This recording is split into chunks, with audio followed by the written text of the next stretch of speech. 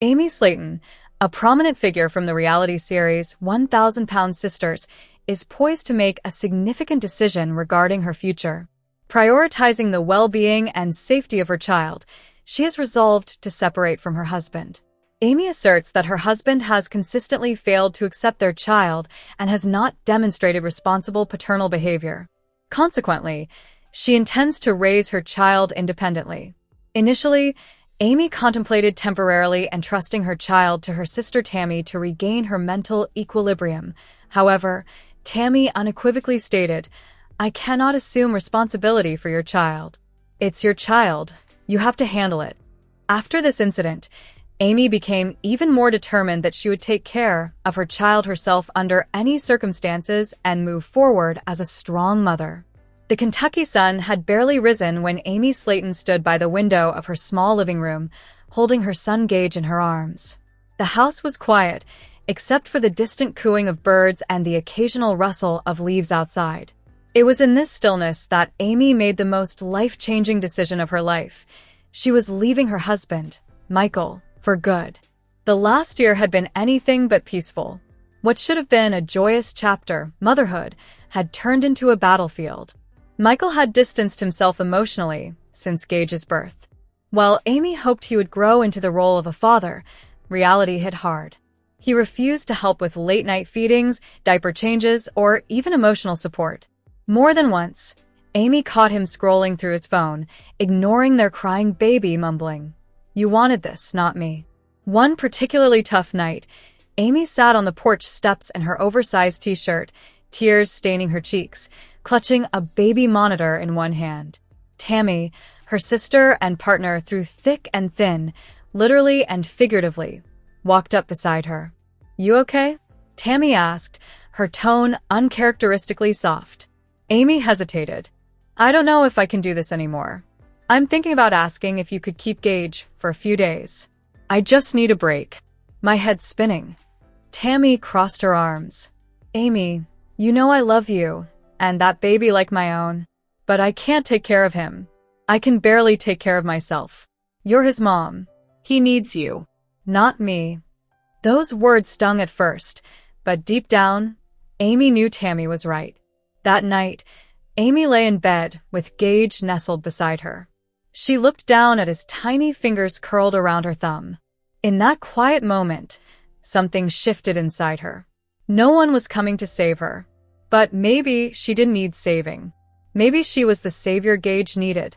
The next morning, she packed a small bag with essentials, strapped Gage into his car seat, and drove to her sister Misty's place, a temporary stop until she found her own space. On the way, she whispered to her son, "It's just you and me now, buddy. But we're gonna be okay." Amy started rebuilding her life, one small step at a time. She enrolled in a single mom support group, began therapy to heal from the emotional wounds, and even started filming solo segments for their show, opening up about her journey. Viewers connected with her like never before, seeing not just the funny, bubbly Amy, but the fierce and determined mother who refused to let her child grow up feeling unloved. Tammy eventually visited, and although she didn't apologize for refusing to help, she did offer her version of support.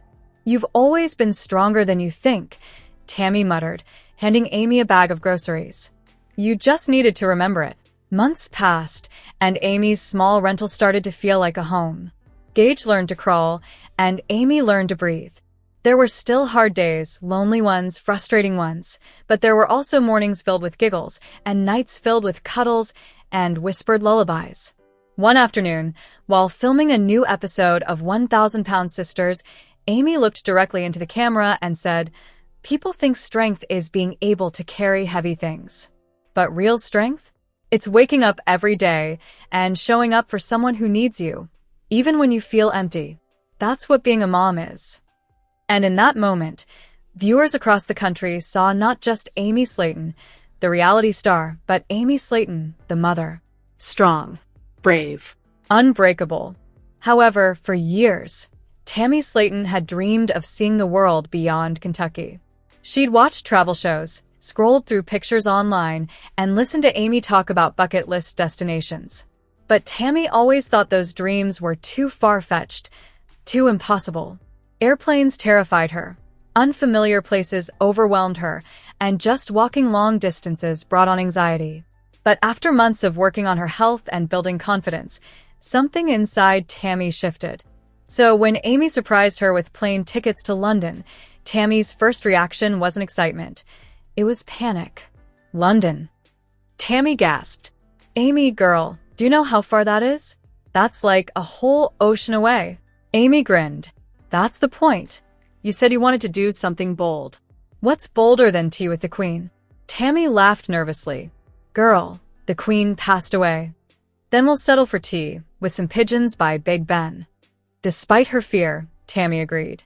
With her walker in tow, support from her siblings, and a deep breath, she boarded a plane for the first time in her life. The takeoff was rough. She gripped the armrests and refused to open her eyes, but by the time they landed in Heathrow, Tammy had tears in her eyes. I did it, she whispered. I really did it. London was overwhelming at first. The crowds, the accents, the endless staircases. But Amy had made sure everything was accessible. They explored Buckingham Palace, took selfies with double-decker buses, and even rode the London Eye. But there was one big thing Tammy hadn't yet faced: the Tower Bridge walkway, a glass-bottom path 42 meters above the River Thames. I ain't walking over glass, Amy, Tammy said, frozen at the entrance. What if it cracks? I ain't trying to swim with no British fish.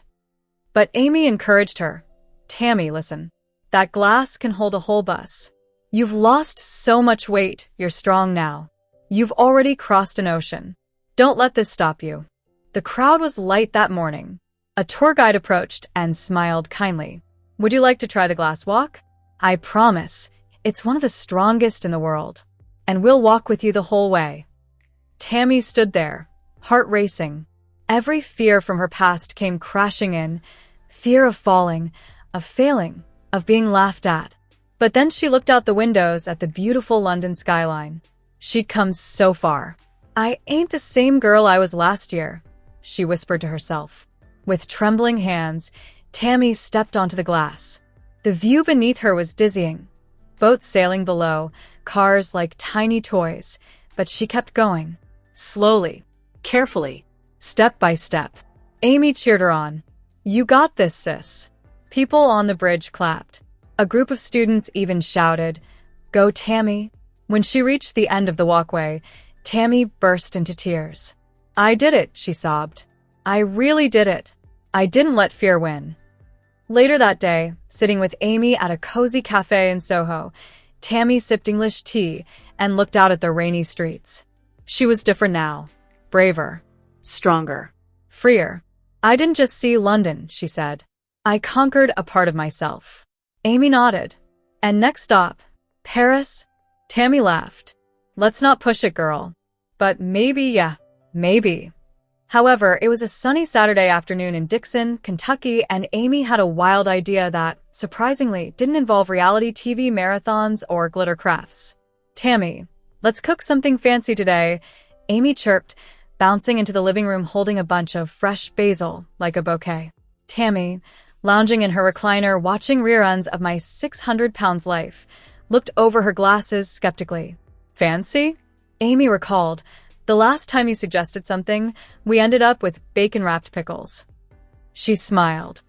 I'm serious. I came across a video online demonstrating how to make homemade pesto. It looks vibrant, aromatic, and delectable. Tammy raised an eyebrow. Isn't pesto that green puree affluent individuals consume with pasta? Amy chuckled. Perhaps. But we will prepare it in a southern style, with affection and an abundance of garlic. The sisters entered the local grocery store with determination. Tammy navigated her mobility scooter with flair, honking the horn twice, while Amy pranced down the produce aisle, inhaling the scent of basil like a connoisseur. They gathered fresh basil, garlic, olive oil, and pine nuts, questioning, why are they so costly? Are they composed of gold? Tammy exclaimed, Parmesan cheese, and some spaghetti. She made a brief stop in the snack aisle, adding a bag of hot chips. For later. A chef needs fuel. Back at Amy's house, Gage napped in the other room while the sisters got to work in the kitchen. Tammy tied on an apron that barely covered her midsection, muttering, "This thing's more decorative than helpful," while Amy set up the blender. "Okay, we put the basil in here," Amy said, tossing in the leaves like confetti. "Now garlic, cheese, and these golden pine nuts." Tammy dropped them in slowly, counting each one like it was a dollar bill. 1, 2, 3, this better be worth it. They added the olive oil, and then the moment came. Tammy hit the blender button. A burst of green splattered out the side. Tammy screamed, "Amy, you didn't put the lid on right." Amy gasped and reached to fix it, laughing uncontrollably. "It's like a basil explosion. We make an art." Their kitchen was quickly covered in a Jackson Pollock-style swirl of pesto. Even Gage peeked around the corner in sleepy confusion.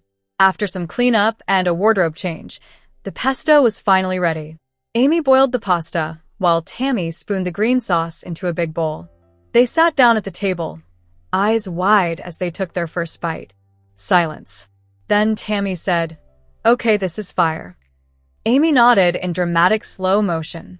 "I feel like Gordon Ramsay would cry if he tasted this." They devoured their bowls, even saving a little for Gage, though he mostly played with it.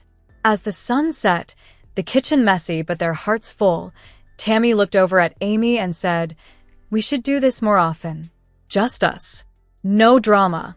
No cameras. Just pesto and peace." Amy smiled. Sisters who pesto together, stay together. However, it was a sunny Saturday afternoon in Dixon, Kentucky, and Amy was determined. Ever since she saw an ad for a local burlesque empowerment class, she was obsessed. "It's not just about dancing," she told Tammy. "It's about confidence, body positivity, and glittery fans, Tam." Tammy, lounging on the couch with a big bag of hot fries and side-eye ready, raised a brow. "Confidence? Amy, your big ass is gonna blind everyone in that studio when you bend over. You trying to cause a safety hazard or start a glitter storm?" Amy's mouth dropped open. "Excuse you?" she hollered, swatting Tammy with a throw pillow. Tammy cackled. "I'm just saying, girl. If we're doing burlesque, we better warn the fire department. That booty claps might register on the Richter scale." Amy rolled her eyes, but deep down, she knew Tammy was joking. Kind of. Still, Amy wasn't about to let Tammy's sass stop her. The next morning, she signed them both up for the class without telling her. Tammy wheeled into the studio, wearing black leggings and a leopard print top. Her face twisted into pure betrayal. "You sign me up for this madness?" Amy, grinning ear to ear in a sparkly pink robe, handed her sister a feather fan. "If my booty's gonna blind them, your attitude's gonna make 'em deaf. Come on, sassy pants. Let's shake what Mama gave us." The class instructor, Miss Velvet Von Boom, was a fierce drag queen with a voice that could make a statue twerk. "Welcome, ladies. Tonight, we celebrate bodies of every kind. Thick, thin, bony, bouncy, and bodacious. And I see we've got some glorious curves in the house." Tammy muttered, "She talkin' to you or your hips?" Amy whispered back, "Both, baby." As the music started, Amy dove into the routine with full energy. She wiggled, twirled, and even attempted a floor drop, which turned into more of a slow-motion sit. The entire room clapped. Tammy sat in her chair for a minute, arms crossed, but something shifted as she watched her sister sparkle in her element. Amy was glowing. Not from sweat, okay? Maybe a little, but from pride, joy, and glitter. Real glitter. A lot of glitter. Tammy rolled her eyes and finally stood up. "Move over, Beyoncé. The queen is here." And with that, Tammy shook her hips, waved her fan like a diva, and even lip-synced the chorus of "Feeling Myself." Everyone cheered. Amy shouted over the music, "Still think my ass is gonna blind folks." Tammy smirked. "Nah. Turns out it just hypnotizes 'em." Back at home, the sisters collapsed onto the couch, breathless and happy. "You were amazing tonight," Amy said, passing Tammy a bottle of water. "Even if you talk trash, I know you support me." Tammy chuckled. "Always. Besides, I needed the workout." And it's kind of fun pretending we're sexy backup dancers instead of two Kentucky girls with a YouTube channel and back problems. They laughed until their sides hurt. And from that day on, every Thursday night was Burlesque night. However, Season 5 of 1,000 Pound Sisters was an absolute roller coaster, and Tammy and Amy Slayton were at the heart of every twist, scream, and laugh. From tear-filled confrontations to absurd food fights and haunted corn mazes, it was the most unforgettable season yet. Amy had just given birth to baby number 2, and Tammy was fresh out of rehab, feeling confident and determined to reclaim her life. So naturally, Amy signed them both up for a local hot yoga for big beautiful queens class. The first 5 minutes went okay. Then the sweat hit. Tammy, wearing a leopard print stretch set, slipped on her own mat during a warrior pose and let out a thunderous fart that echoed through the room like a gunshot. Amy, trying to stifle her laugh, accidentally tooted too. The instructor tried to stay calm, but when Tammy said, "Girl, we make in our own sauna," the whole class lost it. They were banned after one session. Tammy proudly posted about it on TikTok with the caption, "Breaking, Slayton sisters destroy Zen and the ozone in 45 minutes." Amy had the genius idea to take the family to a haunted corn maze. Tammy, of course, was skeptical. "Girl, if a zombie jumps out at me, I swear I'll dropkick him with my scooter." They got about halfway through the maze when a scare actor dressed as a chainsaw-wielding clown jumped out.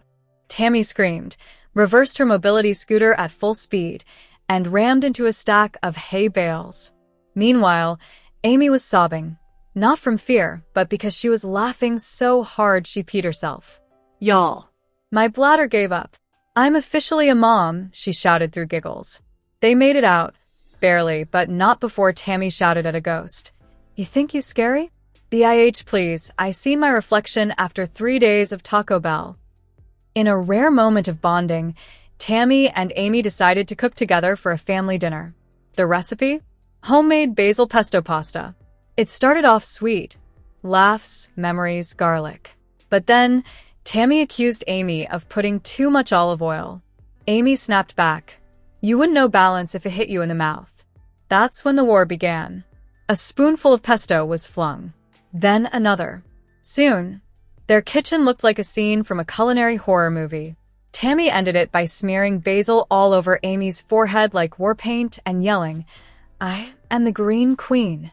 The family still talks about the pesto incident to this day. Even Gage learned the word "oh" because of it. After losing more weight, Tammy decided to post a dance challenge on TikTok. She wore glittery leggings and a crop top that said "still fat, still fabulous."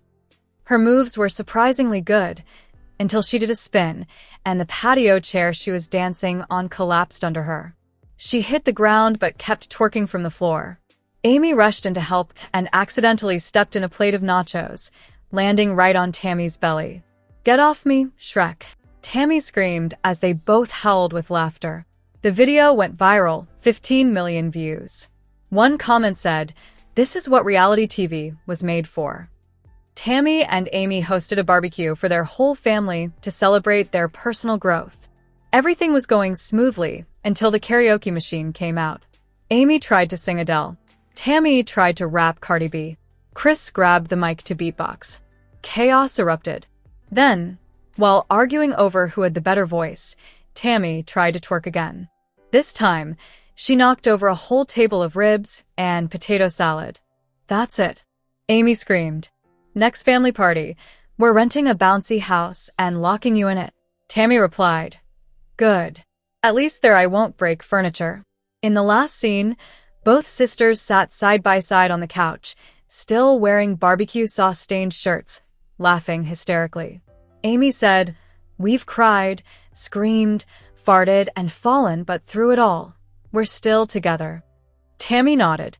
"I may be a lot, but I ain't boring. And if you came here for normal, you came to the wrong damn show." However, it was a chilly Sunday afternoon in Long Island, the sky draped in a quiet gray. A couple, Linda and Marco Rivera, stepped into the modest yet warmly lit studio where Teresa Caputo held her private readings. Their eyes were weary, haunted by grief that no time could wash away. Just 6 months ago, they had lost their 12-year-old son, Elias, to a rare neurological disease that doctors struggled to diagnose until it was too late. The trauma of watching their child fade away so quickly, without understanding why, left a deep void in their hearts and questions echoing in the silence of their home. Teresa greeted them with her usual warm smile and the kind of confidence that always seemed to make people believe that maybe, just maybe, there was something more. "You don't have to tell me anything," she said, taking her seat. "He's already here." Linda's breath caught. Marco stiffened in his chair. He's a young boy around 12. Very playful energy. He's telling me he loved video games, but he couldn't play them toward the end. He says he used to just watch, and you'd sit beside him reading.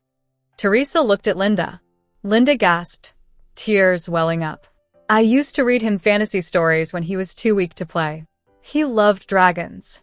"He's laughing now," Teresa said, smiling. "He's saying, 'Tell Mom the dragon is safe.' I flew it into the stars." Marco reached over and grabbed Linda's hand tightly. Teresa's expression softened. "He says he knows you both blamed yourselves for not catching the disease earlier. But he's adamant. He says no one could have known. Mom and Dad were my heroes, he says. They fought harder than anyone." Linda sobbed into a tissue, her body trembling. "We kept thinking, if we pushed the doctors harder, if we had gone to a different hospital." Teresa interrupted gently. "He's showing me a white butterfly. That's his sign to you.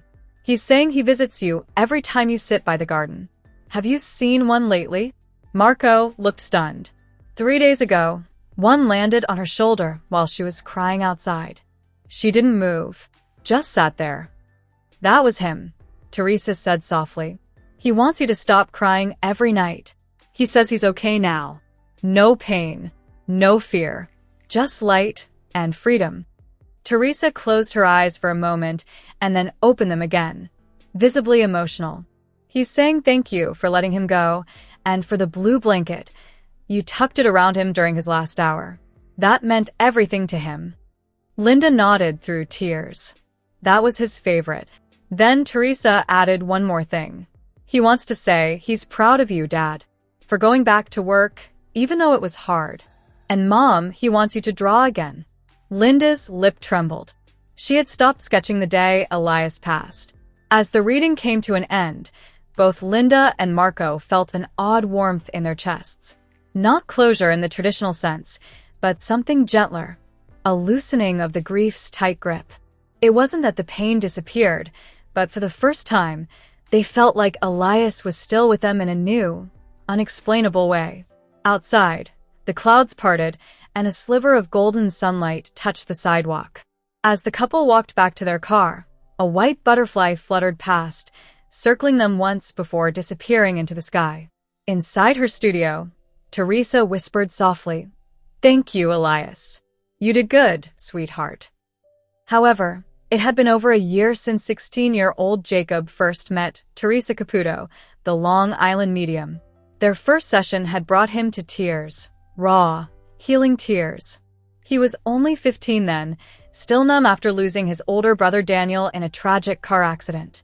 The pain was fresh, his questions unanswered, and the weight of survivor's guilt heavy on his young shoulders.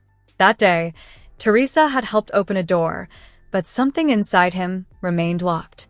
Now 16 and quieter than ever, Jacob's mother, Karen, called Teresa again. This time, she didn't do it out of desperation. She did it because she felt her son was finally ready. Not for just a reading, but for closure. The Caputo's modest home was warm and inviting. Teresa, in her signature stilettos and sky-high hair, greeted Jacob with a smile. "Oh my God, look at you. You grew like a foot since I saw you," she said, her Long Island accent stretching each syllable with maternal familiarity. Jacob cracked the smallest smile. "I guess time does that." Teresa looked at him intently, her tone shifting.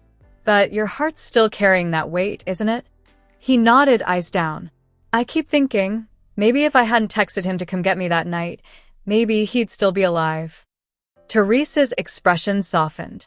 She closed her eyes, breathing deeply. Then her voice changed. "Your brother just came through, loud and clear. He's like, "Stop saying maybe, Jake. I made the choice. You didn't force me. I love you, and I would do it all over again." Jacob's lip trembled. Teresa continued, "He says you play his favorite song at night like a lullaby." Jacob nodded rapidly, shocked. I do. Fix You by Coldplay. Every night before bed. He hears it. He says it helps him, and you sleep. He's proud of the way you talk to him when no one's around. You tell him about school, your friends, even the girl you like. Yeah, that one. Jacob's face turned red. How does he? Because he's still your brother. Still nosy. Teresa grinned. Then she paused, hand pressed over her heart. He wants you to stop blaming yourself. He says, "Let me be your wings, not your chains." Jacob broke down. It was like the weight of the past year finally had permission to be released. His shoulders heaved, but his tears weren't bitter anymore. They were the kind that cleanse. Before leaving, Teresa handed Jacob a small crystal pendant. "This isn't magic," she said, "but it's a reminder. When you touch it, remember, love doesn't end. It just changes form." Jacob clutched the pendant and whispered, "Thank you." As he turned to go, Teresa called out, "Hey, Jacob." He looked back. Daniel just said, "Tell him I ride shotgun every time." Jacob smiled, truly smiled this time. "I know." However, it had been nearly a decade since Teresa Caputo, the world-renowned Long Island medium, first stunned viewers with her uncanny ability to connect with the departed. But now, in Raising Spirits, a new Lifetime docuseries, Teresa embarks on her most personal and emotional journey yet. The episode begins on a rainy Monday morning in Long Island. Teresa, dressed in her signature heels and sky-high blonde hair, stands outside a quiet youth center. Her purpose here is different from what she's used to. She isn't just delivering messages from beyond anymore. She's helping young people process grief, guilt, and unresolved trauma, using both her mediumship and a new kind of mentorship. Teresa walks into a modest therapy room filled with family photos, art supplies, and soft lighting. She's greeted by 17-year-old Jesse, who lost his older brother, Daniel, in a tragic motorcycle accident just 6 months ago. Jesse is withdrawn, barely making eye contact. His mother, Elaine, watches from a distance, tears in her eyes. "He doesn't talk to anyone anymore," she says quietly. As Teresa begins to connect, her eyes close and her fingers twitch, a signature sign that spirit is near. Suddenly, she says, "Your brother Daniel is here. He keeps showing me a black leather jacket and says he was supposed to give you one just like it. Do you know about this?" Jesse looks up, shocked. I wanted one for my birthday. He was saving up to buy it." Teresa nods. He says, "I'm sorry I never got to give it to you. But every time you wear black now, I'm with you. I'm still watching your back, kid." Jesse breaks down, the first tears he's allowed himself to shed since the accident. In that moment, the silence he'd built around himself cracks wide open. The next part of the episode shows Teresa hosting a special group session at a local church basement with 5 grieving teenagers. One of them, 15-year-old Mariah, recently lost her baby girl after a premature birth. Teresa sits with her gently. "You feel guilty, like you could have done something more," Teresa says, reaching out. Mariah nods, unable to speak. "But your daughter, she's showing me a butterfly.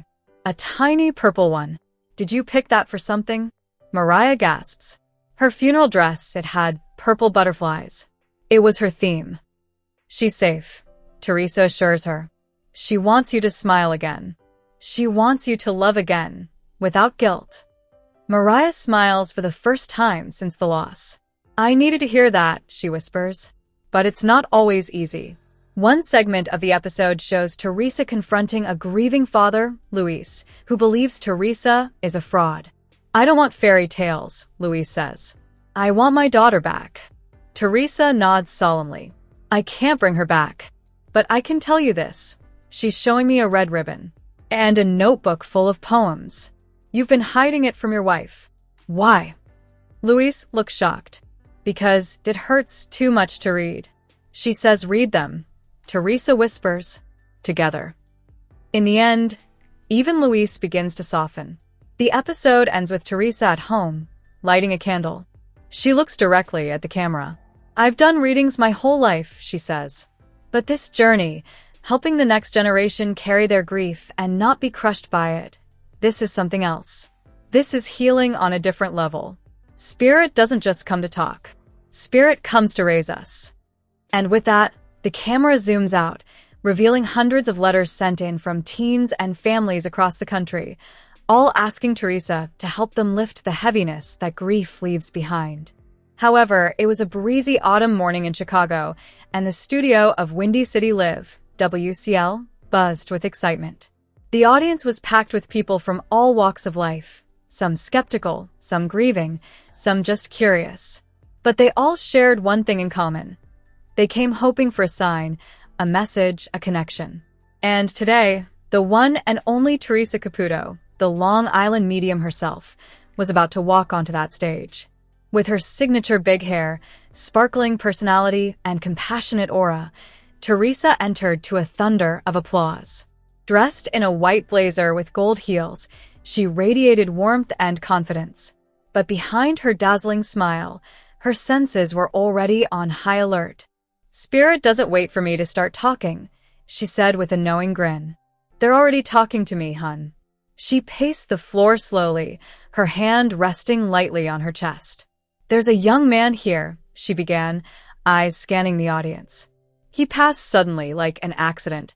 He's saying it wasn't anyone's fault, and he keeps showing me a red hoodie.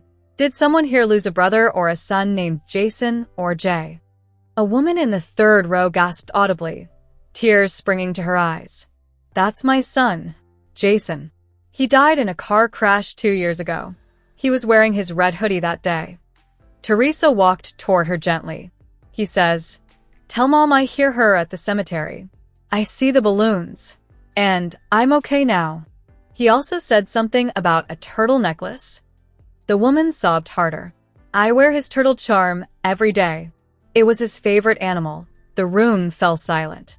Even the cameraman paused, caught in the gravity of the moment. Teresa reached out and held the woman's hand. He just said, "Mom, it wasn't goodbye. It was see you later." Another voice called from the back. "Excuse me, I feel like she's talking about my brother too." Teresa turned, closing her eyes. "You lost your brother to suicide, right?" The man nodded. "Yes. His name was Daniel." Teresa's voice softened. "He's here. He says, 'Tell my brother I didn't mean to hurt him. I was in pain. But I know he still blames himself. Please tell him to stop.'" Her eyes welled up. "He's holding your old baseball glove." The man's knees buckled slightly. "We used to play catch every day." The air inside the studio thickened, not with sadness, but with release. Spirit after spirit came through. A grandmother who baked cookies every Sunday, a soldier father who had died overseas, a little girl who lost her battle with leukemia but told her parents she was now dancing in heaven with the pink stars. Some skeptics wept quietly. Some clutched photos or mementos close to their hearts. Teresa didn't know their names. She didn't ask. She simply delivered message after message, like an antenna between the living and the beyond. Finally, as the hour neared its end, Teresa stood still. "You know," she said, looking into the camera, "this gift, it's not about death. It's about healing.